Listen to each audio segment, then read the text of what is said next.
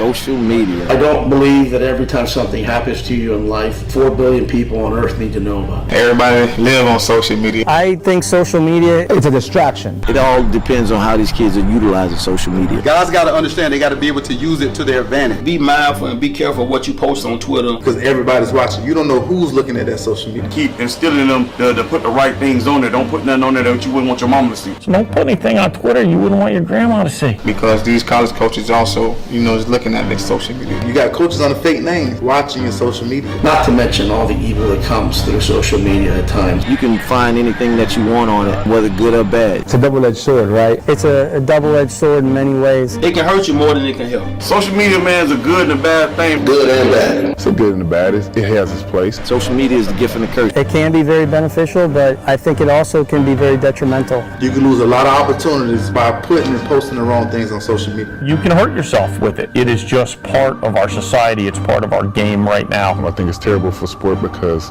you have kids that actually do more talking than playing. And it's so easy at night to get in there and start being a tough guy with your thumbs. It's a platform for competing. I'm a better ball player than you. It allows for people to do more talking than actually performing. Some kids are more worried about followers, tweets, and likes rather than statistics on the field. It's bad in that sense. I talk to my guys about social media. Making sure that we handle ourselves with class. I'm on it to make sure my kids aren't doing dumb stuff. I'm on it to promote my athletes. It goes back to leadership, it goes back to structure and guiding these kids and letting them know what's really important. For the kids that get overlooked and the kids that are performing, it's the way for them to gain more exposure. From an athletic standpoint, a lot of recruiting goes on now on social media. You see pictures out there with us high school guys that get a lot of college traffic. The college coaches want to see their stuff on Twitter. It can be extremely helpful as far as your recruitment, as far as your brand. Promoting yourself because you are the brand. I think social media is supposed to be there for the purposes of promoting. You got to make sure you have a digital imprint out here in the country. Because it's a lot easier to find a kid on Twitter than it is to find his phone number. It is such an integral part of these young men's lives. That's something that you have to talk about in a program. It's the new wave. They say if it doesn't happen on social media in South Florida, it didn't happen.